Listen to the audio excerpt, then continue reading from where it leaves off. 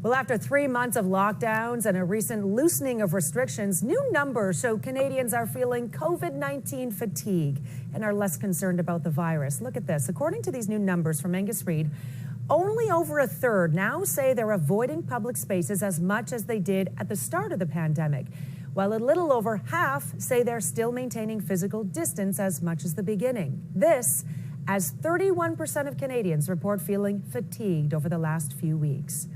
Are these latest figures concerning? Well, we're now joined by epidemiologist Dr. Ray Deonandan to break it down. Good morning. Thank you for joining us. Good morning. How are you? I'm well. In your opinion, are we now experiencing COVID-19 fatigue?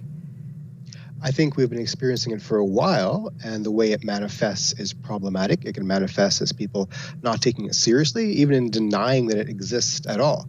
But there's good news and bad news here, right? The good news is that people are less afraid of their fellow citizen, which is a good thing. It means we can have something resembling a normal life. The bad news, of course, is that it might lead to an uptick of cases.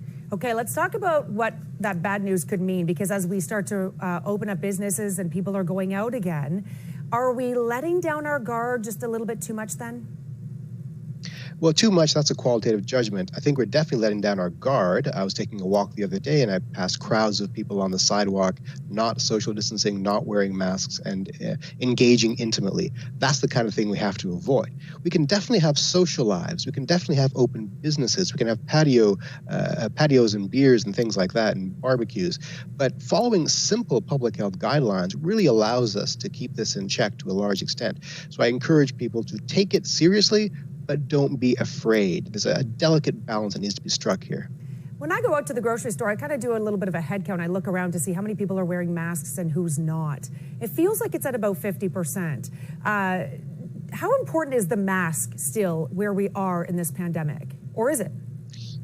Well, the masks are important, and they're just one layer of protection. If you imagine a fortress protecting you from invaders from outside, the walls are good, the moat is good, the battlements are good. Having all three is better. So social distancing is important, hand hygiene is important, and masks are important. All three together really give you strong protection. So if you see 50% wearing masks, that's not bad. I'd like to see that at 70% or higher. The more numbers we get of people taking this seriously, the better chance we have of preventing strong community transmission. Is a second wave inevitable? I think a second wave is inevitable. What isn't inevitable is how big it will be and how long it will take between peaks. It's possible that if we do our jobs right, if we follow all the public health guidelines to a T, that a second wave might not even be noticeable. It might be such a small boiling number of cases in the background that it doesn't impact our lives tremendously. So are we doing things right in this province to make it a small second wave in terms of how we're opening up again the economy and starting to see our bubbles expand a little bit more? Are we on the right trend at the pace of how we're doing things in order to see that second wave be not as impactful as you suggest? That's a really good question, and nobody knows. I'd like to see us do more. I'd like to see people take the distancing more seriously. I'd like to see the province invest in better surveillance, better data flow, better contact tracing, more testing. All these things we can do.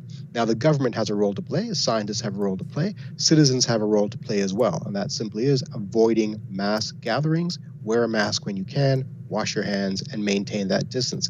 It's not difficult. It's not rocket science. It doesn't take a Nobel Prize-winning amount of science to get this done. It takes cooperation. So to answer your question, are we doing enough? We're doing what we can, but we can always do more. So what would be your message then to folks watching who are saying, you know what, though, mentally, I'm just done with this pandemic? We know it's still out there. We know we have to take care of ourselves, distancing, masks, hands washing. But mentally, people are drained, fatigued of this pandemic. How do we keep going when it's been 3 long months? Stop talking about it. Stop looking for it on social media. Stop being obsessed on the news about it to some extent, right? It's important to talk about this, of course. But just live your life the way you would with seatbelts or avoiding smoking. Other kinds of public health endeavors we have embraced over the last few decades that there was resistance to at first, but now they're part of our daily lives. We can do that. We can normalize it and not have it impact the quality of our lives on a day-to-day basis too much. Very great advice there, Dr. Deonandan from the University of Ottawa, epidemiologist. Thank you so much for your time and wisdom today. Thank you.